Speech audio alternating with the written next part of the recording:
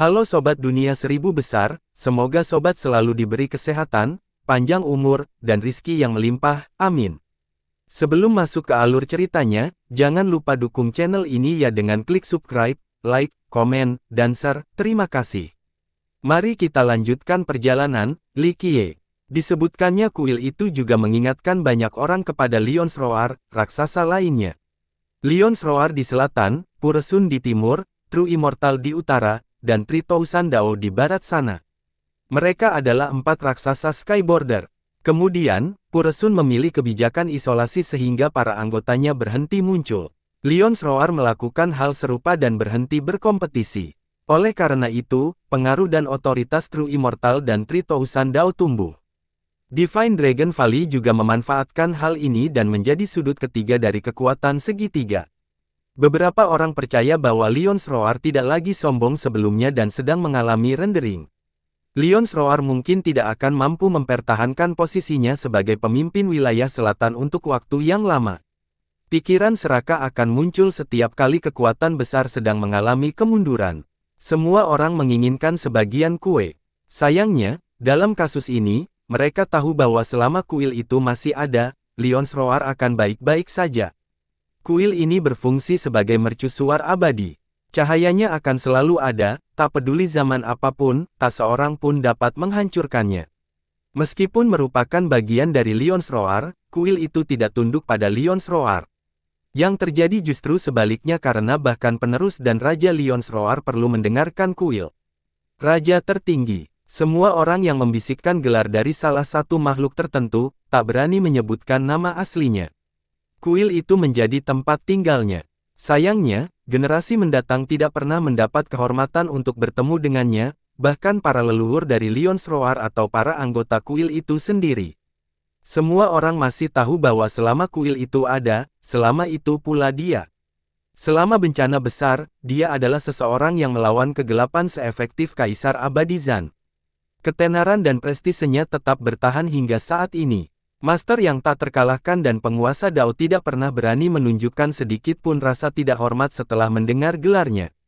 Dewi Ketenangan berasal dari si kota Bodhisattva. Seorang leluhur dari selatan menjelaskan lebih lanjut. Keluarga si sudah menjadi klan yang tak tertandingi, sekarang mereka juga punya seseorang di kuil. Yang lain menjadi emosional. Klan Si merupakan klan teratas di Lions Roar berkat Ratu Awan Harta Karun. Dia tidak lain adalah istri Kaisar Singa Emas yang menghidupkan kembali kerajaan. Cinta mereka yang kuat satu sama lain telah terdokumentasi dengan baik. Klan ini tetap dalam kondisi terbaiknya bahkan setelah generasi Kaisar, dan dianggap sebagai salah satu klan terkuat di seluruh Skyborder. Sungguh mengagumkan, tetapi tidak ada apa-apanya jika dibandingkan dengan statusnya sebagai pendeta wanita, kata salah satu leluhur. Menjadi pendeta wanita di kuil Dewa Leluhur berarti menjadi penerusnya.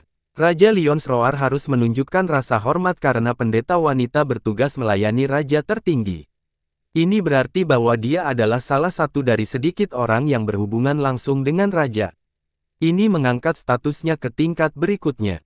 Bahkan para leluhur perlu menyapanya. Pada titik ini, orang-orang memahami pentingnya kedudukannya. Inilah alasan mengapa utusan bersayap 6 yang sombong itu terkejut melihatnya. Dari segi status saja, apakah Sang Dewi berada pada level yang sama dengan Kaisar Muda Abadi sejati? Seorang pemuda bertanya dengan tenang. Tidak, seorang tokoh penting dari generasi sebelumnya menggelengkan kepalanya, saat dia berada di kuil, dia memiliki otoritas yang cukup besar. Ini sebanding dengan Master Sekte True Immortal. Jika dia benar-benar mengabdi pada Raja tertinggi, maka statusnya akan lebih tinggi lagi. Bukan hanya itu, seorang leluhur dari selatan menjelaskan, ingat, dia berasal dari Si dan memiliki pendukung yang kuat di sana juga. Dewi tertinggi, seorang yang berpengetahuan luas segera berpikir tentang hal ini. Gelar ini sudah lama tidak disebut-sebut, tetapi orang-orang masih ingat akan eksploitasinya. Apakah Dewi yang sebenarnya menyerang 3000 Dao? Dia melawan Enveloping Monarch dan memaksa Dao San Qian untuk mengambil tindakan. Seorang pemuda bertanya, ya, dia adalah pendeta wanita di kuil pada masa itu. Nenek moyang dari selatan membenarkan. Para pendengar di sekitar tidak percaya dengan apa yang mereka dengar. Enveloping Monarch dikenal tidak dapat dibunuh karena siklus emasnya. Sedangkan Dao San Qian, tidak perlu dijelaskan lagi tentang kekuatannya. Meskipun demikian, pendeta wanita itu memaksa mereka berdua untuk bertindak. Para pendengar menjadi sangat kagum dan terkagum-kagum. Mengapa dia menyerang 3.000 dao? Pemuda itu menjadi penasaran. Beberapa orang senior mendengar rumor tentang hal ini namun memutuskan untuk tidak menjawab, hanya kekerasan kepala. Oleh karena itu, pendeta wanita di kuil saat ini semakin ditakuti. Apakah jabatannya resmi? Seseorang bertanya. Tidak yakin karena kuil tidak mengumumkan hal-hal seperti ini ke dunia. Namun, ini hanya masalah waktu. Seorang tokoh besar menjawab, tidak ada orang lain yang menyerap keabsahan posisi. Nama aslinya adalah Xi Jingru. Ia mendekati kerumunan tanpa aura mengintimidasi, namun banyak yang tetap membungkuk untuk menunjukkan rasa hormat. Meskipun aku lemah, aku ingin menguji kemampuanku melawanmu, utusan. Ucapannya lembut. Meskipun ini menantang, itu tidak tampak jahat. Hal ini mendorong sang utusan untuk mengambil langkah mundur lagi. Ia tahu bahwa status mereka tidak sebanding dengan apapun. Wajahnya memerah karena situasi yang genting. Menolak untuk bertempur berarti merusak reputasi sektenya. Di sisi lain, dia jelas bukan tandingan Xi Jingru. Semua orang menatap utusan bersayap 6 dengan napas tertahan.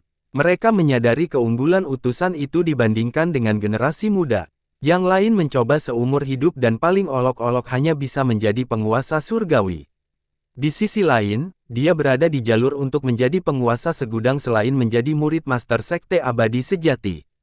Singkatnya, dia memiliki segalanya untuknya. Sayangnya, prestasi dan statusnya tidak dapat dibandingkan dengan pendeta wanita dari kuil dewa leluhur. Di antara para pemuda, hanya kaisar muda yang dapat menandinginya. Kerumunan orang tentu saja memahami situasi sulit yang dihadapinya dan hasil yang sudah jelas. Mereka hanya peduli dengan gerakan kuil mana yang akan digunakan pendeta wanita itu. Faktanya, bahkan garis keturunan lebih rendah dari kuil. Sayangnya, para anggotanya jarang muncul di dunia luar dan bahkan lebih jarang terjadi. Misalnya, beberapa generasi yang lalu, Dewi tertinggi mengejutkan seluruh dunia dengan menyerang 3.000 dao. Tentu saja, Xi Jingru masih jauh dari levelnya saat ini. Meskipun demikian, dia seharusnya masih mengetahui beberapa teknik hebat dari kuil. Berdengung. Tiba-tiba, sinar dan bunga teratai muncul kembali. Mereka kemudian berubah menjadi api terang dan merusak area tersebut. Dunia seakan tertutup bersama waktu itu sendiri. Hal ini membuat banyak orang merasa tidak berdaya, bahwa hidup mereka tidak berada di bawah kendali mereka. Sumber api adalah sebuah grendau khusus yang tampak bagaikan harta karun yang sangat berharga. Maafkanlah muridku yang bodoh ini, Dewi. Kata-kata itu bergema di telinga semua orang. Kata-kata itu lembut namun menakutkan, mirip dengan suara lonceng pagi dan genderang sore yang menyentuh lubuk hati dan pikiran mereka. Mereka mendongak dan melihat kereta perang tanpa hiasan yang terbuat dari logam yang menghancurkan bintang. Ini membuatnya cukup berat untuk menghancurkan apapun yang ada di jalurnya. Tidak terlihat mahal, tetapi ukiran rune Dao di dinding jelas berasal dari penguasa Dao. Kekuatannya saja sudah cukup, tidak perlu penampilan mencolok dan mencolok. Sebuah kereta perang yang terbuat dari logam yang dihancurkan bintang dan dihas oleh penguasa Dao seharusnya menjadi milik seorang guru terbaik di masa kini. Benar saja, seorang lelaki tua bermata biru duduk di atasnya. Auranya tak tergoyahkan, bagaikan batu besar. Pedangnya terletak di lututnya, tampak kuno dan mampu membelah langit dan bumi meskipun masih tersarung. Saat dia duduk di sana tanpa mengaktifkan auranya, dia menyerupai batu ajaib yang telah dihancurkan di dunia itu sendiri. Para penonton menjadi kaku. Bahkan seorang intelektual yang tidak berpengalaman pun dapat mengatakan bahwa dia sangat kuat. Tuan, utusan 6 itu membungkuk setelah melihatnya. Tuan Sekte Abadi Sejati. Semua orang langsung tahu siapa dia. Dia bisa dianggap sebagai Master Sekte nomor 1 di Eight Desoles saat ini. Bisa bertemu dengannya benar-benar sebuah keistimewaan, topik pembicaraan seumur hidup. Salam, Tuan Sekte. Banyak yang membungkuk dalam-dalam, bahkan mereka bukan dari dewa sejati. Membungkuk kepada karakter selevel ini sama sekali tidak berkedut. Malah, itu suatu kehormatan. Jadi, bahkan mereka yang diusir sebelumnya pun menunjukkan rasa hormat mereka. Tentu saja, beberapa tokoh besar hanya menganggukkan kepala atau membungkuk sedikit. Ia mengangguk kepada banyak orang dan kemudian membungkuk kepada Sang Dewi, "Saya minta maaf atas nama murid saya." Ia tampak cukup tulus baik dalam kata maupun tindakannya. Dia benar-benar tahu bagaimana rasanya dengan benar, kata salah satu anggota kepadatan. Yang lain juga merasakan hal yang sama setelah melihat permintaan maafnya. Kebanyakan orang mungkin tidak begitu murah hati. Lagi pula, pemimpin sekte True Immortal tidak perlu meminta maaf kepada siapapun.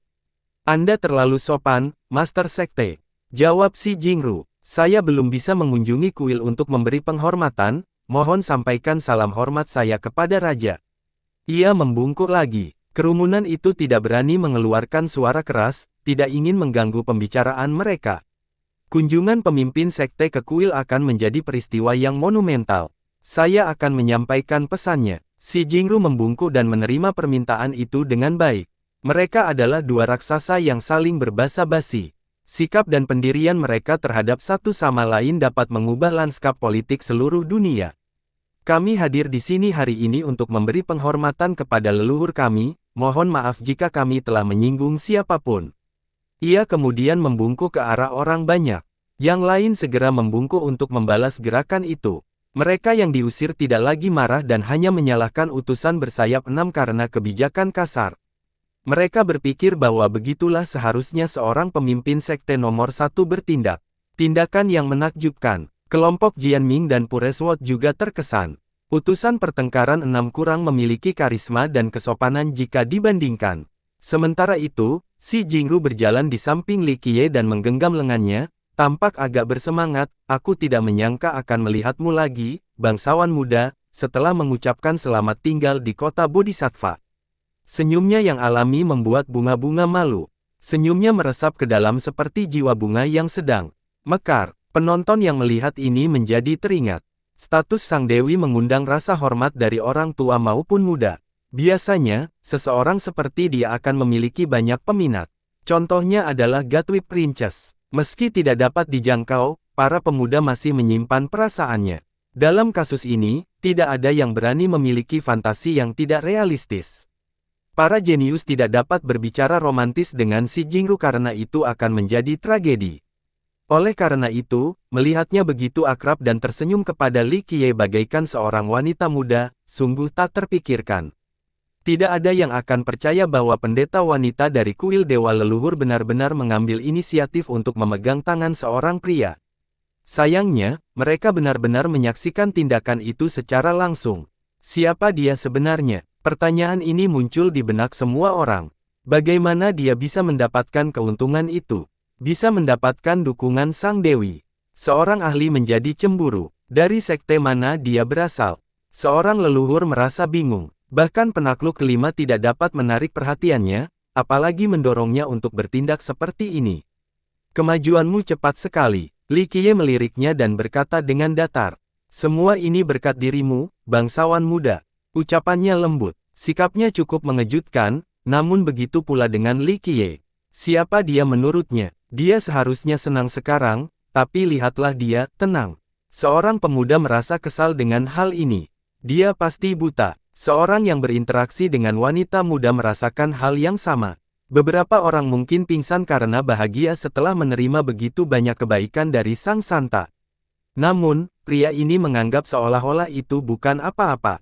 Bertentangan dengan pendapat lain, Si Jingru gembira menerima pujian dari Li Qiye yang manis, tampak seperti baru saja meminum madu. Keempat orang yang tidak wajar melihat hal ini dan saling bertukar pandang. "Apa latar belakang bangsawan mudamu?" Han tak dapat menahan diri untuk bertanya pada Jianming. Seseorang yang cukup kuat sehingga kalian tidak memenuhi syarat untuk berdiri di hadapannya. Jianming melirik mereka dengan acuh tak acuh seolah meremehkan kebijaksanaan mereka. "Tidak sembarang orang di dunia ini bisa membuat kita berlutut." Xiaoyan menatap Li Qiye dan tidak mempercayainya. "Terserahlah, aku puas dari kebaikan hatiku. Pastilah terserah Anda apakah akan mempercayaiku atau tidak." Bangsawan muda itu tidak peduli meskipun ayahmu adalah surga itu sendiri. Jianming mengangkat bahu. Setiap kali Jianming berbicara, orang lain akan terdorong untuk menamparnya beberapa kali. Dia tampak masokis dalam hal ini. Benarkah? Xiaoyan masih tidak percaya. Meskipun tidak ada yang tahu siapa mereka, mereka sebenarnya memiliki latar belakang yang menakutkan.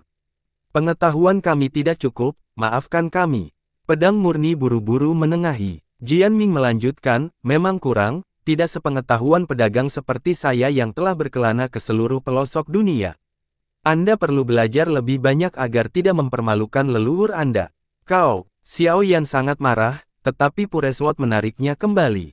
Yang terakhir tersenyum kecut dan meluangkan waktu untuk mengamati Li Qiye. Dia tahu bahwa Jianming bermulut kotor. Namun, pria masokis itu sepertinya tidak bodoh dan terlalu sombong.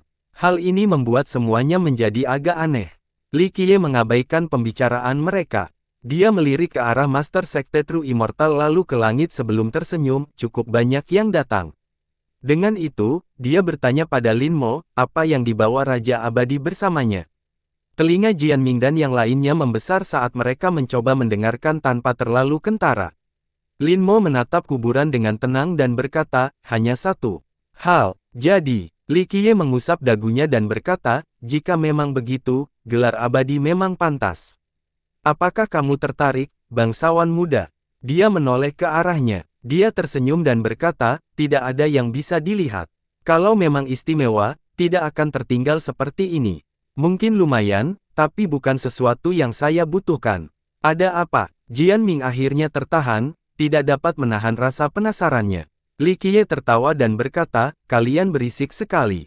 Tunggu sebentar, orang lain akan bertindak, kalian akan tahu nanti. Banyak orang tua dari dewa sejati ada di sini, bisakah mereka benar-benar membujuknya? Jianming melirik ke langit.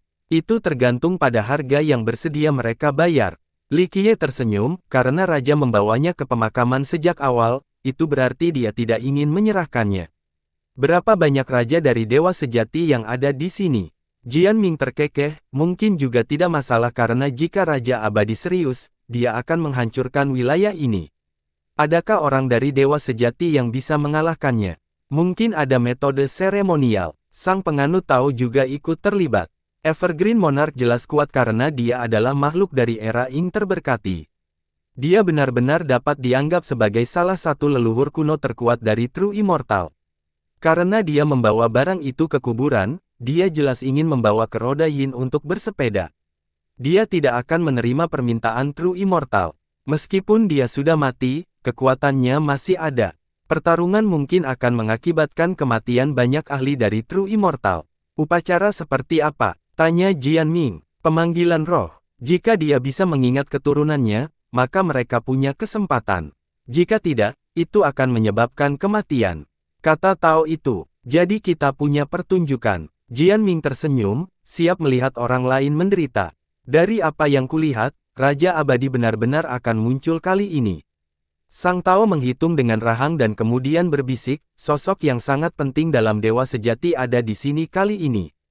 Dia menatap langit sesudahnya. Ledakan. Dunia berguncang hebat dengan epicentrum di roda Yin. Semua orang langsung menatap ke arah itu. Penyeberangan sedang dibuka. Seorang tokoh besar dari generasi sebelumnya, menyadari fenomena ini. Benar saja, bui-bui yang mengapung mulai berkumpul menuju pusat roda Yin, dipanggil oleh suatu kekuatan yang tak dikenal. Roda mulai berubah selama proses ini. Seiring berjalannya waktu, semua orang merasa seolah-olah roda itu berputar. Anehnya, roda Yin tidak lebih dari hamparan hampa. Bagaimana ia bisa berputar atau bergerak? Namun, hal ini tidak hanya dirasakan oleh satu atau dua orang.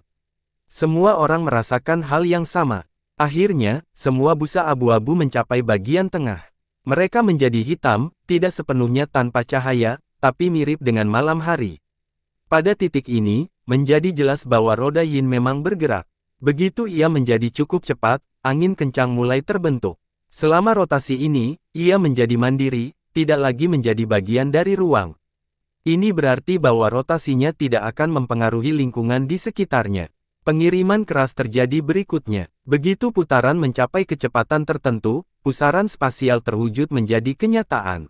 Busa di bagian tengah mengalami kompresi yang sangat besar dan menyusut menjadi titik-titik hitam. Warna garis itu tiba-tiba berubah menjadi warna yang paling gelap seolah-olah memancarkan sinar hitam. Gemuruh. Suara retakan terdengar saat pusaran udara itu mengumpulkan kekuatan yang cukup. Ruang sepertinya tersedot ke dalam putarannya. Bahkan waktu itu sendiri tidak bisa lepas. Tali-tali temporal juga tampak terseret ke dalam pusaran udara. Semua afinitas hancur menjadi ketiadaan. Waktu hilangnya, hakikat mendasarnya dan berubah menjadi buih hanya untuk dilahap oleh pusaran udara. Jadi buih-buih itu adalah pecahan-pecahan temporal. Seorang jagoan duduk sambil menonton. Beberapa orang menyadari adanya kesamaan ketika mereka pertama kali tiba di sini. Hal ini akhirnya terbukti benar. Ledakan, sebuah fenomena khusus terjadi di dalam roda. Semua orang tiba-tiba mendengar suara percikan. Ini tidak terpikirkan karena semuanya hancur dalam pusaran udara. Bagaimana mungkin ada udara mengalir? Namun, tentu saja, hal itu benar-benar terjadi. Semua orang melihat udara berwarna kuning dan keruh mengalir di dalamnya. Airnya hampir menyerupai lumpur kuning, namun pasirnya tanpa butiran. Udara itu sepertinya melambangkan akhir kehidupan. Baunya khas, tidak busuk dan menjijikkan, tetapi sesuatu yang bersifat pribadi.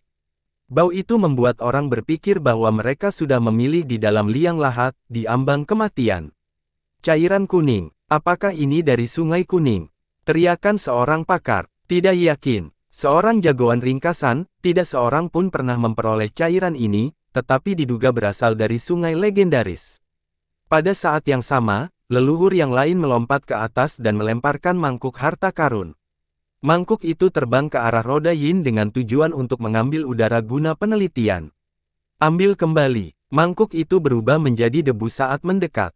Partikel-partikel itu kemudian terhisap oleh roda dan menghilang dari pandangan. Kekuatan yang luar biasa. Seorang tetua menarik napas dalam-dalam. Ya, ini gila. Leluhur yang mencoba menjadi emosional. Mangkuknya adalah harta karun yang sangat berharga, sangat kuat dan tangguh.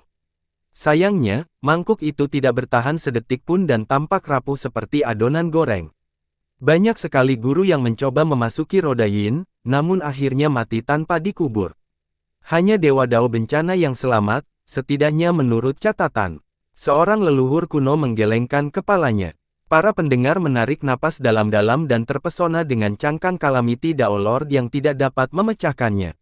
Meskipun demikian, cerita tersebut mengatakan bahwa cangkang tersebut rusak parah setelahnya. Oleh karena itu, mengambil cairan ini sepertinya mustahil. Mereka sangat penasaran tetapi tidak mampu berbuat apa-apa. Para leluhur dari True Immortal dan Skybreak Monarch juga tidak mengambil tindakan. Meskipun mereka kuat, mereka tidak merasa lebih unggul dari para orang bijak di masa lalu. Berdengung, sebuah gambar muncul dalam cairan kuning. Tampaknya itu adalah dunia besar dengan yin dan yang berputar. Semuanya, dunia terbalik yang belum pernah dilihat sebelumnya oleh penonton. Apakah itu siklus yang diwujudkan? Mereka terpikat oleh pemandangan aneh ini karena berbeda dari dunia mereka sendiri. Apakah itu benar-benar ada atau hanya ilusi? Jian Ming dan penganut Tao menjadi tenggelam dalam pemandangan ini. Apakah kita sedang melihat Sungai Kuning? Si Jingru bertanya pada Li Qiye. Dia menatap gambar itu sebentar sebelum mengocok kepalanya, gambarnya belum lengkap, hanya ada satu sudut kecil. Mungkin itu bukan siklusnya yang sama sekali. Lin Mo yang menyetujuinya. Jika membayangkannya, semua orang pasti bisa melakukannya. Li Qiye mendengus. Dengan terbentuknya roda yin, semua orang paham bahwa persimpangan yin yang akan segera terbuka. Berdengung, semua esensi yin dan yang nampaknya mengalir deras ke dalam roda yin seperti sungai yang tak terlihat. Biasanya, yin dan yang sulit dipahami dan diukur dalam sasis. Saat ini, ada tangan tak terlihat yang sepertinya mengumpulkan semuanya di satu tempat. Yin dan yang tak kasat mata, dalam warna hitam dan putih, begitu dekat dengan setiap orang. Mereka menjelma menjadi bentuk fisik dan berkembang menjadi warna-warna cemerlang. Berikutnya muncullah jembatan ilahi yang berasal dari roda yang membentang sampai ke kuburan, menyerupai pelangi di udara. Akhirnya tiba, penonton terpesona. Penyeberangan sudah dibuka. Teriakan yang lain. Kita harus bersiap sekarang juga. Seorang tokoh besar berkata pelan kepada murid-muridnya. Baik petani biasa maupun tokoh penting datang karena satu alasan, ekonomi orang mati. Mereka tahu bahwa orang mati akan segera mencoba meraih roda tersebut, yang berarti jembatan adalah tempat terbaik untuk penyergapan. Ledakan. Sosok itu mendarat tepat di tengah jembatan, Yin berada di sebelah kirinya dan yang berada di sebelah kanannya. Hanya berjarak 1 inci saja akan membuat keseimbangan ini hilang. Ini menjadikannya tampak sebagai penguasa yin dan yang mampu mengendalikan pertalian ini. Pria aneh itu mengenakan jubah kuning yang tidak tampak istimewa atau seremonial. Malah, jubah itu tampak murahan, jubah yang dapat ditemukan di pelayan di dunia fana. Namun, jambulnya yang tinggi justru sebaliknya dan memiliki keunikan klasik. Rupanya jambulnya terbuat dari logam ungu yang tak ternilai harganya dengan manik-manik berumbai yang tergantung di atasnya. Manik-manik ini sangat langka, yang dikenal orang lain sebagai manik-manik yin surgawi. Hanya satu saja bisa terjual dengan harga selangit. Sayangnya, jumlah rumbai-rumbai yang menggantung di puncaknya terlalu banyak untuk dihitung. Nilainya melambangkan otoritas tertingginya. Mereka juga menyembunyikan wajah sang pengendara. Bahkan master terkuat pun tidak dapat melihat melalui manik-manik itu dengan melewati cakrawala mereka tanpa izin. Meskipun demikian, kontras antara jubah dan lambangnya tidak terasa aneh. Aura yang berasal darinya mengubah tatanan realitas temporal. Bahkan sejuta tahun pun terasa cepat berlalu saat melewatinya. Meskipun tidak memiliki aura yang mengintimidasi, semua langganan setelah melihatnya, tidak ada cara untuk melewatinya. Keberadaannya adalah penghalang terkuat. Jika diamati lebih dekat, orang akan melihat aura pemerintahan dari masa lampau. Aura itu tersembunyi dengan baik, hanya para master di sini yang bisa merasakannya. Utusan Yin Yang, teriakan salah seorang anggota kerumunan. Dia akhirnya ada di sini untuk membuka penyeberangan. Gumam yang lain, utusan Yin Yang juga dikenal sebagai utusan penyeberangan, sosok yang benar-benar misterius. Ia selalu muncul selama pembukaan roda yin untuk menuntun orang mati dari kuburan.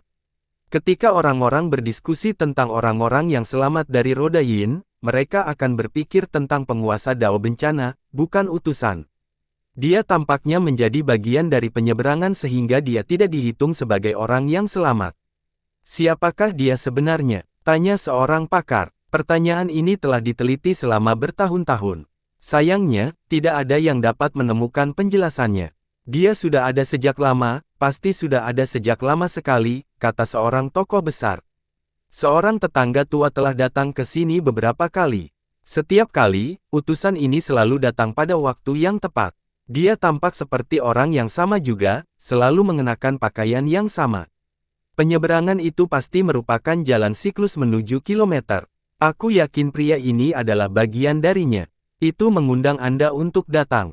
Apakah dia masih hidup? Tanya seorang junior. Aku tidak tahu. Tetua pertama menggelengkan kepalanya, ada rumor yang mengatakan bahwa dia mungkin bukan manusia yang sama sekali.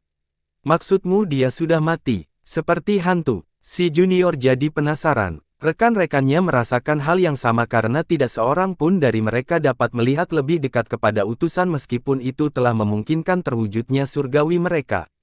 Dia di sini, sang penganut Tao menelan ludahnya dan menyentuh cangkang kura-kuranya. Dia memiliki keinginan untuk meramal tetapi tahu bahwa itu dilarang. Klan mereka telah melakukannya sebelumnya dan itu bukanlah pembacaan yang baik. Tidak terlihat seperti hantu. Jian Ming bisa merasakan betapa kuatnya makhluk ini meskipun levelnya tidak sama. Keberadaan yang tak terlupakan. Si Jingru berbisik, nenek-nenek moyang kita mengatakan bahwa asal-usul sebenarnya dari makhluk ini tidak dapat dilacak. Tentu saja, itulah alasannya dia yang bertanggung jawab di sini. Li Qiye sambil tersenyum mengungkapkan utusan itu. Lin Mo melakukan hal yang sama. Matanya menjadi sangat jernih, mampu melihat semua misteri dunia. Ada petunjuk tentang seorang kaisar kuno. Dia kemudian menyimpulkan, semua orang tetap fokus setelah kedatangan utusan itu. Beberapa bahkan memegang senjata mereka lebih erat, siap untuk mengerahkan seluruh kekuatan mereka. Sementara itu, utusan itu melirik ke arah Li Qiye dan melihat Li Qiye. Ia lalu membungkuk dalam-dalam dan membuat banyak orang tercengang. Tentu saja, tidak ada yang mengira bahwa dia membungkuk kepada Li Qiye. Mereka berasumsi bahwa itu adalah simbol, menunjukkan rasa hormat terhadap sesuatu di sana. Apa itu? Utusan itu tidak pernah melakukan hal seperti ini sebelumnya. Seorang tokoh besar merasa aneh. Benar. Seorang leluhur yang telah datang ke sini beberapa kali menjadi penasaran. Di masa lalu, utusan itu tidak pernah melakukan tindakan yang tidak perlu saat berdiri di jembatan. Bahkan jika ekspresi berubah, tidak seorang pun akan tahu karena manik-manik berumbai menjuntai di depannya. Jadi, tindakan membungkuk ini belum pernah terjadi sebelumnya. Apa yang ada di arah sana? Seorang tetua agung menatap Cakrawala. Jangan bilang kalau ada yang spesial dari pembukaan ini. Benar-benar berbeda dari sebelumnya. Seorang pakar berspekulasi. Jian Ming dan Tao itu menjadi sangat emosional. Mereka segera mengetahui bahwa Li Qiye adalah target utusan itu. Bangsawan muda, utusan itu membungkuk kepadamu. Si Jingru berkata dengan lembut. Li Qiye tidak membalas sapaan itu. Ia mengungkapkan utusan itu dan menerima sapaan itu. Ada tali karma di antara kalian berdua. Lin Mo menambahkan. Dia tersenyum dan tidak menjawab karena sudah lama sekali. Membungkuk itu membuatnya teringat beberapa orang yang tersembunyi jauh di dalam ingatannya. Di tengah kota leluhur yang misterius itu terdapat singgasana dewa yang tergeletak di atas banyak anak tangga. Suatu makhluk telah duduk di sana selama jutaan tahun tanpa bersuara. Sekarang, utusan itu telah tiba setelah sekian lama. Identitasnya sebelumnya mengandung terlalu banyak rahasia dan legenda. Saat ini, tidak ada lagi yang mengingatnya, termasuk tempat pemakaman yang menakutkan itu. Li Qiye menghela napas dan tidak mengatakan apapun lagi. Jutaan dao namun tidak ada yang bisa bertahan selamanya, semua hal dalam hidup ini hanyalah sementara. Ledakan. Sebuah ledakan keras terdengar dari pemakaman yang. Kemudian, gempa bumi mengguncang bumi. Semua orang menoleh dan melihat puncak-puncak di dalam kuburan bergerak. Beberapa mulai hancur sehingga puing-puing beterbangan. Sesuatu di dalam sepertinya mencabik-cabiknya. Gemuruh. Setelah puing-puing dan debu menghilang, mereka melihat raksasa keluar dari yang terbesar. Dia adalah golem yang menjulang setinggi 100 meter dan dikelilingi awan. Dia memiliki garis dan tepi yang tajam. Garis dan tepi itu tampak mampu menembus ruang selama pergerakannya. Mata batunya bergerak sedikit, namun tidak memiliki cahaya dan daging. Senjata pilihannya adalah pedang batu, tetapi alih-alih memiliki ujung yang tajam, pedang itu memiliki sesuatu yang menyerupai palu. Pedang itu memiliki lekukan dan tanda Dao. Semua itu saling terkait untuk membentuk rune Dao. Dengan kata lain, setiap kali pedang ini menyerang, ia juga akan melepaskan kekuatan semua ilmu pedang yang tertanam. Hanya seorang master tingkat atas yang dapat langsung mengembangkan ilmu pedang ini ke dalam pedang. Ada ide siapa dia? Tanya seorang penonton. Tidak tahu, apakah patung bisa mati? Seorang pemuda yang tidak tahu apa-apa berkata sambil menyaksikan pemandangan yang mencengangkan ini. Dia adalah golem, bukan patung. Dia dulunya adalah makhluk hidup, dan sangat kuat. Seluruh tubuhnya telah mencapai atavisme, yang berarti dia akan mampu mengalahkan hampir semua orang di generasi kita. Kata seorang jagoan, itu hanya ungkapan yang ringan. Dia adalah salah satu golem terkuat dalam sejarah, murid langsung dari Skistone Dao Lord. Gelarnya adalah Dewa Batu dari Surga. Seorang leluhur berambut abu-abu berkata dengan sungguh-sungguh. Murid seorang penguasa Dao. Semua orang langsung mengerti seberapa kuat golem ini. Penguasa Dao Skistone berasal dari pegunungan batu ilahi Raja Barat. Dulu bantuannya adalah batu ilahi, tetapi dengan Dao, ia memperoleh kesadaran dan menjadi penguasa Dao. Menurut rumor, Dao Sanqian pernah mengajarkannya sebelumnya. Oleh karena itu, beberapa orang menganggap Dao Sanqian sebagai guru semu dari penguasa Dao. Kesampingkan masalah murid, dia tak terkalahkan dalam dirinya sendiri. Dia adalah batu suci dari 8 cabang, bakatnya tak ternoda. Seorang leluhur golem berkata, lihatlah pedang itu terbentuk secara alami di sebelahnya. Penguasa Dao Skistone pernah berkata bahwa kekuatannya tidak kalah dengan senjata warisannya. Komentar terakhir membuat penonton terkesiap. Ada banyak senjata Dao Lord, tetapi senjata warisan itu unik. Kekuatannya sebanding dengan penciptanya, jauh melampaui apapun. Meskipun demikian, pedang batu yang lahir dari langit dan bumi ini sebanding dengan senjata warisan. Mungkin masih ada ruang untuk tumbuh lebih kuat di masa depan. Tidak ada yang seperti itu. Seorang jagoan merasakan jantungnya berdetak lebih cepat. Semua orang mulai menginginkan pedang pamungkas ini. Mengatakan bahwa mereka tidak menginginkannya adalah sebuah ringkasan. Ledakan, ledakan, ledakan. Golem itu mulai berjalan. Gempa bumi tampaknya mempengaruhi kuburan lainnya.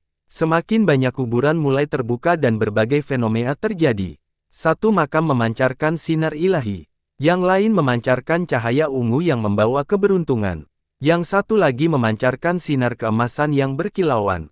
Pemakaman yang menjadi gemerlap dengan cahaya dan fenomena warna-warni. Jenis mayat juga sangat bervariasi. Satu mayat adalah kerangka, tetapi ini tidak sedikit pun mempengaruhi kelincahannya. Mayat lainnya sama bertahan dengan saat ia masih hidup. Ia masih mengenakan pakaian kerajaan tanpa energi yin yang menodainya. Satu-satunya yang berbeda adalah bahwa alih-alih kehidupan, yang ada hanyalah kematian di kacamata yang kosong. Tidak semua orang yang meninggal memiliki kuburan. Sebagian langsung berbaring di tanah dan membiarkan alam mengambil alih. Misalnya, suara percikan keras terdengar dan seekor buaya besar keluar dari dataran lumpur. Ini adalah iblis yang sudah dewasa dengan sisik emas cemerlang. Matanya sama dengan semua mayat yang berjalan. Mayat berbaring duduk dalam posisi merenung di atas tumpukan batu di dasar tebing. Begitu dia berdiri dengan pedang di tangannya, dia melepaskan keilahian yang mengerikan. Energi pedang menelan 10.000 mil. Daunnya dapat membelah dunia baru. Orang mati sepertinya menanggapi panggilan. Banyak yang mulai berjalan keluar dari kuburan mereka. Tentu saja, tidak semua orang melakukannya. Sebagian besar orang keluar dan melihat-lihat, menyadari bahwa waktunya belum tepat dan kembali ke kuburan mereka. Beberapa kuburan tidak bereaksi sama sekali seolah-olah mayat di dalamnya tidak tertarik dengan panggilan atau tidak menyadarinya. Ledakan. Orang pertama yang tiba di jembatan itu tidak lain adalah Dewa Batu from Heaven. Tubuhnya yang besar tidak sedikit pun mempengaruhi jembatan. Ia berhenti kemudian, sepertinya menunggu utusan itu. Namun, utusan itu tidak bereaksi. Waktunya sepertinya tidak tepat. Beberapa petani yang masih hidup kehilangan kesabaran dan memutuskan untuk menutup jembatan. Mereka adalah tetua dari Spirited Peak. Seorang penonton mengenali kelompok itu. Para tetua itu mengelilingi Dewa Batu dan sangat berharga. Mengapa Dewa Batu tidak menyerang? Seorang penonton muda menjadi penasaran. Semua orang tahu bahwa para tetua ini menginginkan pedang batu. Dia sudah mati dan tidak akan menyerang tanpa rangsangan. Kata seorang tokoh besar yang pernah melihat kejadian ini sebelumnya. Benar saja, para tetua segera bertindak. Dua dari mereka mengeluarkan tali harta karun dan mengikat Dewa Batu itu. Satu tetua lainnya memanggil rantai dewa yang melingkari golem itu, kedua ujung rantai itu menancap dalam ke tanah. Para tetua lainnya segera mengambil pedang batu itu. Klang, salah satu dari mereka menghunus pedangnya, ingin memutuskan tangan golem itu. Semua ini terjadi dalam sekejap mata karena mereka memiliki rencana yang konkret. Sayangnya, golem itu bergerak sangat pelan dan tali serta rantainya pun hancur. Ledakan. Dia kemudian mengayunkan pedang dan menghancurkan kain spasial di sepanjang jalan. Ah! Semua tetua yang melarikan diri itu terkena pedang itu. Alih-alih memotong, pedang itu malah menghantam mereka seperti palu dan membuat mereka berubah menjadi kabut berdarah. Sangat kuat. Penonton tidak dapat mempercayainya. Para tetua ini tidak dapat menghentikan satu ayunan pun. Dia adalah golem yang tak terkalahkan, murid dari Skistone Daolord. Orang-orang bodoh ini tidak punya kesempatan sejak awal. Seorang leluhur tidak menganggap hal ini mengejutkan. Mereka yang datang dengan niat jahat menjadi takut setelah melihat ini. Mayat-mayat ini jauh lebih kuat dari dugaan mereka. Kematian sama sekali tidak memperlambat mereka. Ini mungkin fenomena unik karena kuburan di pemakaman yang berdengung. Sebuah kuburan kecil terbuka dan keluarlah 4 mayat yang identik. Mereka bertubuh mungil dan mengenakan pakaian yang sama. Bagian bawah jubah mereka hampir menyentuh tanah karena tinggi badan mereka yang rendah. Mereka mengenakan topi bundar dengan cadar yang menutupi wajah mereka. Bahkan gerakan mereka tampak diam-diam. Mereka tidak mencolok tetapi yang menarik perhatian semua orang adalah peti harta karun yang mereka bawa. Peti itu memancarkan pelangi yang membentang di seluruh pemakaman. Materinya tidak diketahui, tetapi peti ini tampaknya mampu menyimpan semua harta karun di dunia. Akhirnya, peti itu memancarkan semakin banyak pelangi dengan warna yang berbeda-beda. Berikutnya muncul berbagai aura ilahi. Sebagian melesat ke langit seperti sinar, sebagian lagi berdenyut menembus tanah. Aura-aura ini sepertinya berasal dari harta atau artefak yang berbeda. Apa itu? Bahkan orang bodoh pun tahu betapa berharganya peti itu. Hantu pencuri. Seorang penonton bertanding. Apakah mereka terkenal? Tanya seorang pemuda. Seorang tokoh besar pernah mendengar tentang gelar ini sebelumnya dan menjelaskan, mereka adalah pencuri yang terkenal kejam. Mencuri, berkelahi, membunuh, mereka melakukan semuanya. Mereka mencuri pusaka dari berbagai sekte dan klan, bahkan membunuh korbannya untuk merahasiakannya. Ini termasuk beberapa kekuatan besar. Mereka bahkan mencuri dari raksasa seperti True Immortal, 3000 Dao, si Emperor Sword Kingdom. Sebut saja, keberanian. Pemuda itu terkesiap. Raksasa-raksasa itu tidak bisa menangkap mereka. Yang lain menjadi penasaran. Mereka mengirim pasukan untuk memburu orang keempat ini, tapi sayangnya, tidak ada hasil. Kemudian, mereka semua bekerja sama dan berhasil menutup keempat orang itu. Saya pikir mereka menghilang karena mereka menghilang setelahnya, sepertinya mereka berhasil melarikan diri dan mengubur diri di sini. Kata orang penting itu, setiap mayat memegang satu sudut peti harta karun saat mereka berjalan menuju jembatan. Jadi, apa sebenarnya isi peti itu?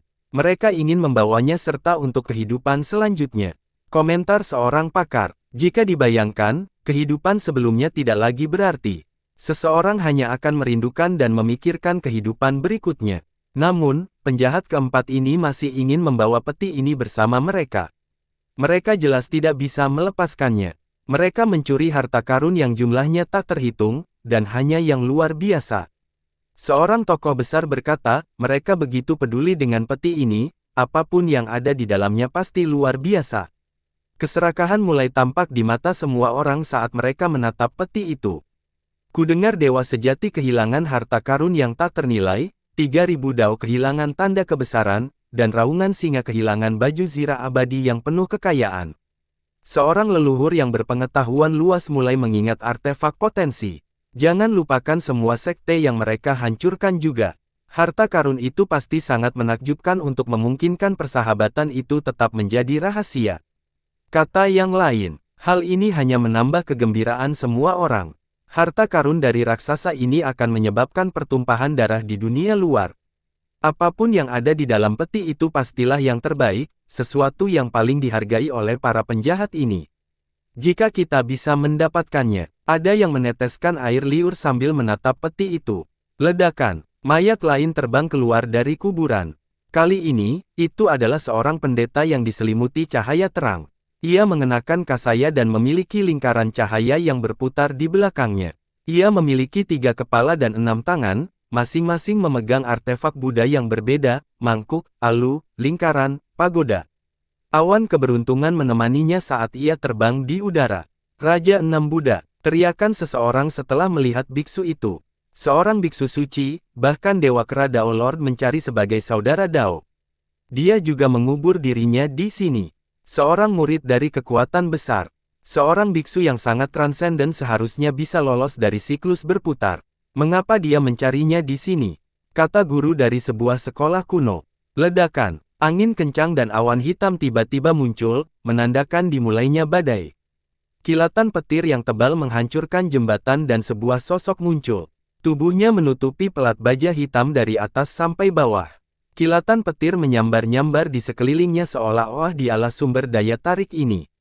Matanya juga kosong kecuali arus petir, sungguh pemandangan yang menyeramkan. Miasma memancar darinya dengan daya hancur yang dahsyat. Ia tampak seperti makhluk dari kegelapan, penghabisan makhluk hidup. Iblis Black Bolt, dia juga ada di sini. Seorang leluhur klan berseru. Dia dan raja adalah musuh bebuyutan, mereka telah bertarung tidak kurang dari 100 kali saat mereka masih hidup. Sungguh suatu kebetulan. Seorang tetua menambahkan, ya, sungguh tak terduga.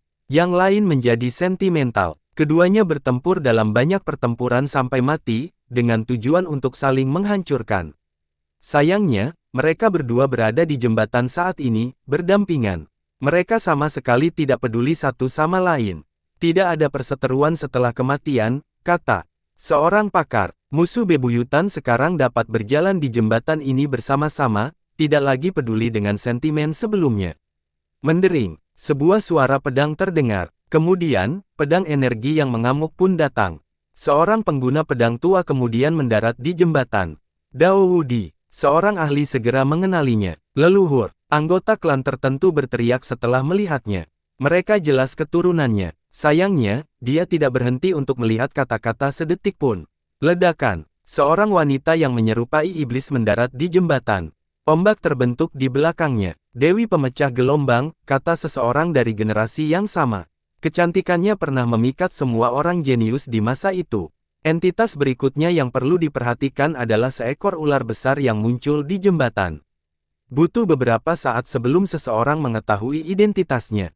Seorang lelaki tua dari sekte rahasia menjaganya dan berkata, ular mimpi buruk. Itu ular mimpi buruk. Konon kalau kamu melihatnya dalam mimpi, kamu katanya akan dimakan siang hari, tidak ada jalan keluar. Seorang tokoh besar pernah mendengar tentang legenda itu sebelumnya. Lebih banyak mayat datang ke jembatan. Mereka semua dulunya adalah tokoh terkenal, tidak semuanya manusia dan iblis. Misalnya, ular mimpi buruk adalah yang pertama. Makhluk menarik kedua adalah bebek kerangka. Dilihat dari tulangnya yang besar, pastilah ia cukup besar dan akan menjadi santapan yang sempurna bagi penggemar bebek panggang. Ia berjalan dengan gembira di jembatan, tampak santai sambil menggoyang-goyangkan ekornya. Namun, orang-orang lebih fokus pada telur emas di punggungnya. Rune dao sesekali berkelebat di cangkangnya seolah-olah berisi dao agung yang agung. Himne dan guntur juga dapat terdengar. Telur emas ini jelas luar biasa. Beberapa orang mengira mungkin ada binatang suci di dalamnya. Sejak mayat-mayat itu mulai bermunculan, para leluhur mulai memberi nama pada mereka. Bahkan beberapa leluhur kuno hidup pada generasi yang sama dengan mayat-mayat ini. Namun, tidak seorang pun mengenali bebek kerangka ini dan telur di punggungnya. Itu mungkin telur dewa. Para leluhur menelan ludah mereka. Mengambil telur ini kembali dan mengeraminya mungkin akan memberi kita binatang suci, itu akan melindungi sekte untuk generasi mendatang. Seorang master pemandangan, bukan tidak mungkin bagi kekuatan puncak untuk melatih seorang yang unggul. Namun, mereka biasanya hanya mampu melindungi sekte tersebut selama satu generasi atau bahkan dalam waktu yang lebih singkat. Bagaimanapun, manusia memiliki ambisi dan keinginan mereka sendiri. Di sisi lain, memelihara binatang suci berarti mendapatkan perlindungan darinya untuk generasi mendatang. Kemakmuran sekte akan terjamin. Lakukan saja. Seorang penonton menonton. Benar saja, sebuah sosok muncul di samping keempat hantu itu. Ia mengenakan jubah perak sehingga gerakannya tampak seperti sambaran petir. Raja Petir Ekstrim. Seorang tetua agung memahaminya dengan kuat. Seorang penguasa yang telah mencapai batas kecepatan. Beberapa tokoh besar terkejut. Meskipun ia bukan penguasa terkuat, ia menjadi terkenal di dunia karena kecepatannya. Orang-orang berkata bahwa jika ia ingin melarikan diri, tidak ada seorang pun yang dapat mengejarnya. Semua orang tentu tahu niatnya, mengambil peti itu dari hantu pencuri. Berdengung, sang raja meningkatkan kecepatannya hingga batas maksimal, meninggalkan jejak partikel saat ia melesat di udara.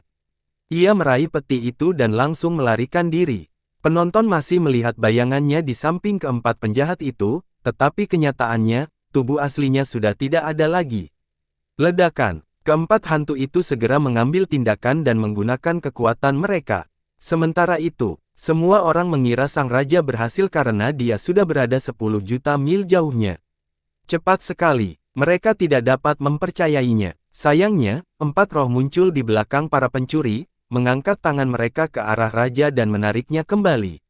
Waktu seolah terseret kembali dan raja muncul di samping mereka lagi. Brengsek, memercik ke udara saat satu roh mencabut jantung raja dengan cara yang mengerikan. Ah!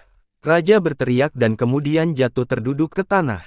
Penonton tercengang karena mereka tidak mengerti peristiwa yang terjadi. Raja jelas telah pergi jauh namun roh para penjahat ini langsung menyeretnya kembali. Mereka nampaknya menguasai waktu dan melakukan pembalikan waktu. Apa yang terjadi? Belum lagi generasi muda, bahkan beberapa ahli pun hilang. Seorang jagoan kuno dengan tenang menjelaskan, ini adalah jurus andalan mereka, Rai Grasep. Jurus ini mampu mencuri kembali waktu yang baru saja berlalu. Jadi ya, adegan dan teknik ini meninggalkan kesan yang mendalam pada penonton. Kematian Extreme Lightning King tidak menghalangi peserta berikutnya. Seorang leluhur muncul dengan 8 lapis perisai berputar dan pagoda kuno di atasnya. Penguasa surgawi perisai langit. Banyak leluhur dari generasi yang sama mengenalinya. Maju, dia langsung bergerak. Pagoda itu jatuh ke arah bebek kerangka dengan momentum dan keilahian yang tak terhentikan. Selama memilih ini, dia meraih telur emas di punggung bebek itu. Krak, bebek itu mematuk raja sekali. Matanya terbuka lebar karena ngeri. Kemudian, darah menetes dari lubang di dahi. Bam! 8 lapis perisai hancur dan dia jatuh terduduk. Darahnya mengotori jembatan. Apa? Penonton tidak dapat mempercayainya. Pertahanannya runtuh hanya karena satu patukan dari bebek bertubuh kurus kering itu. Bagaimana makhluk ini bisa bertindak? Gumam salah satu leluhur. Dengan kata, perisai, dalam gelarnya, leluhur itu jelas memiliki perlindungan yang mumpuni. Sayangnya, perisai itu tidak bertahan sedetik pun saat melawan bebek itu. Apa sebenarnya bebek ini? Tanya yang lain. Seorang leluhur generasi pertama dari sebuah klan memperlihatkan telur emas itu dan berkata, makhluk itu sangat perkasa tetapi ia masih ingin membawa telur itu ke dalam siklus. Itu pasti telur dewa. Nilai telur menjadi jelas. Sayangnya, hal itu tampak mustahil. Bunuh. Pada titik ini, banyak pihak yang berkepentingan dan petinggi telah memilih target mereka dan mulai menyerang. Teriakan pun terdengar karena banyak yang langsung terbunuh meski sudah bersiap. Ingatlah bahwa mayat-mayat ini dulunya adalah tuan yang tak terpecahkan. Meskipun demikian, keserakahan membutakan para pencoba. Ditambah lagi, dunia mendesaknya untuk mengambil risiko untuk maju, tidak butuh waktu lama bagi bau darah untuk meresap ke udara. Baik mayat-mayat maupun utusan itu menutup mata terhadap kematiannya. Mayat-mayat itu hanya membalas setelah diprovokasi, tidak lebih. Itu akan datang. Pada saat ini, 4 orang yang tidak wajar menyadari sesuatu datang dari kuburan. Seekor trin keluar dari kuburan, tampak seperti pohon hangus yang disambar petir dan api. Tampaknya ini merupakan hasil dari malapetaka yang mengerikan. Ia memiliki 4 kaki dan wajah seorang lelaki tua di batang pohon, tidak berbeda dengan seorang kakek yang ramah. Meskipun sudah mati, salah satu cabangnya memiliki daun yang lebih besar dari telapak tangan manusia. Daunnya hijau seperti batu giok, tampaknya terisi udara dan kekuatan hidup. Semua orang langsung memperhatikan daun itu. Insinerasi Trit. Seorang leluhur dari klan kuno berkata, trin perkasa dari era lama, sangat dekat dengan sifat yang tidak bisa dihancurkan dan tidak bisa dibunuh. Bukankah dia sudah mati? Kata seorang pemuda. Itulah alasan aku berkata sangat dekat. Leluhur itu melanjutkan, lihatlah daun itu. Itu bukan miliknya, melainkan warisan yang diwariskan dari leluhur mereka, daun abadi yang akan bertahan selamanya. Keturunan mereka berhak menyatukan daun itu ke dalam tubuh mereka sendiri. Itulah sebabnya Incineration Trin memiliki kekuatan hidup yang sangat besar, memberikan sifat yang tidak dapat dihancurkan dan umur yang tidak terbatas. Daun itu memungkinkannya untuk hidup selama berabad-abad sementara ia bertugas sebagai pelindung ras mereka. Para penonton mendengarkan dengan penuh perhatian. Para pemuda tidak terlalu memikirkan daun itu, tetapi di sisi lain, para leluhur yang hampir mati itu menginginkan kehidupan lebih dari apapun. Tentu saja, keabadian dan kehidupan abadi hanyalah mimpi belaka, tidak seorang pun dapat memperolehnya, tetapi siapa yang akan menolak untuk hidup lebih lama? Semua orang dapat merasakan kekuatan hidup yang mengalir dari daun tersebut. Itu dapat membantu seseorang hidup selama bertahun-tahun. Kuat ya, tetapi pohon itu jauh dari cukup kuat untuk hidup selamanya. Daun yang menopangnya selama berabad-abad hingga suatu hari, ia memutuskan untuk mengubur dirinya di kuburan. Bagaimana kalau kita menggunakannya untuk membuat obat? Seorang petani tua bertanya dengan lembut. Meskipun para petani di sini bukanlah pohon trin yang menanam daun ke dalam tubuh mereka, mereka mungkin dapat memperkenalkan daun menjadi obat melalui sertifikasi dan meningkatkan umur mereka secara signifikan. Godaan itu tidak dapat ditolak. Maju. Keempatnya saling bertukar pandang dan melompat ke jembatan, berdiri di depan trin. Lihat, mereka datang dengan persiapan, gumam Jianming setelah melihat ini. Yang terhormat leluhur, keempatnya membungkuk hormat, tetapi perjanjian itu tidak bereaksi. Meskipun demikian, mereka mengeluarkan pedupaan dan menyalakan beberapa dupa, sederhana namun hikmat. Pasti keturunannya. Seorang penonton menonton. Tentu saja, satu-satunya perjanjian di antara mereka adalah Woodman. Woodman mengeluarkan lencana tua dengan kedua tangannya dan mengangkatnya di atas kepalanya. Ia bersujud dan berkata, leluhur, keturunanmu ada di sini dengan membawa lencana kayu suci. Dengan hormat saya mohon Anda untuk mengembalikan Myriad Agelif. Lencana itu terbuat dari jenis kayu yang tidak diketahui. Kayunya masih bersinar terang meskipun sudah tua dan tampak lebih berat dan lebih kuat dari logam. Meskipun para penonton tidak mengetahui apa itu, benda itu jelas memiliki arti penting yang besar bagi para pengkhianat, yang mampu mengatur mereka. Akan tetapi, Sang Trin tidak peduli untuk melirik lencana itu seolah itu bukan apa-apa. Incineration Trin sudah mati dan telah melupakan segalanya. Lencana leluhur ini tidak berguna. Komentar sang penganut Tao, upacara hikmat itu tidak berhasil dan membuat keempatnya berpikir sejenak. Mereka lalu mengangguk serempak. Woodman mengeluarkan sebuah gulungan dan membukanya. Itu adalah lukisan seorang wanita anggun. Puff! Gulungan itu terbakar. Saat berubah menjadi abu, wanita di dalamnya menjadi kenyataan. Sikap dan perilakunya penuh aksi, dia pasti orang penting saat masih hidup. Dia tampak bersemangat seperti orang hidup. Kali ini, perjanjian itu tiba-tiba berhenti dan memperhatikan. Insinerasi. Suaranya yang jernih bisa mencapai jiwa. Trin yang mati itu tampak hidup kembali. Mata yang penuh dengan kematian kembali bersinar terang. Wanita ini pasti sangat penting bagi Incineration Trin, bahkan lebih penting dari nyawanya sendiri. Itu efektif, kata Tao itu. Wanita itu menariknya kembali dari kematian. Dalam sepersekian detik itu, dia bergerak secepat kilat dan mencabut daun itu dari tubuhnya. Maju, keempat orang jahat itu berhasil menangkap sasaran mereka dan segera melarikan diri ke arah cakrawala. Sudah kuduga, dasar pencuri. Jian Ming berkemah. Kemana kau pikir kau akan pergi? Sebuah suara menggelegar terdengar saat sebuah telapak tangan raksasa mendarat di Xiaoyan. Ledakan. Xiaoyan melakukan teknik langkah khusus dan langsung menghindari serangan itu. Mereka lalu melihat ke depan dan melihat leluhur bertanduk berdiri di hadapan mereka. Raja Tanduk Emas. Seseorang mengenalinya. Maju. Pureswot menyerang dengan tergesa-gesa, cincin penakluk kejahatan. Sebuah lingkaran cahaya keemasan turun dengan kekuatan yang cukup untuk menampung seluruh dunia.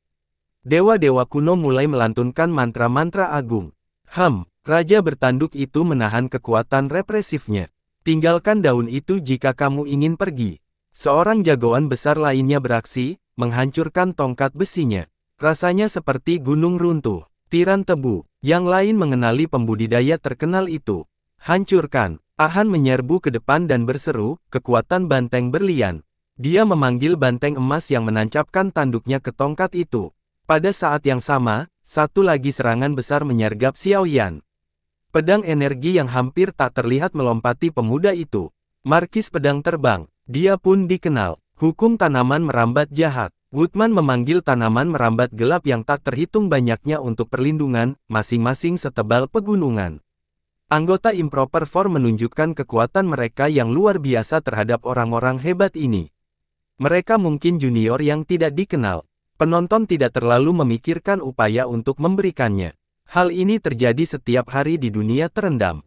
Badai mengamuk. Teknik Xiaoyan menciptakan badai mengerikan yang mampu menghancurkan dunia. Baik sekutu maupun musuhnya langsung terperangkap di dalam. Ledakan. Akhirnya badai itu pun hancur. Sayang, keempat pemuda itu tidak ditemukan. Bersambung.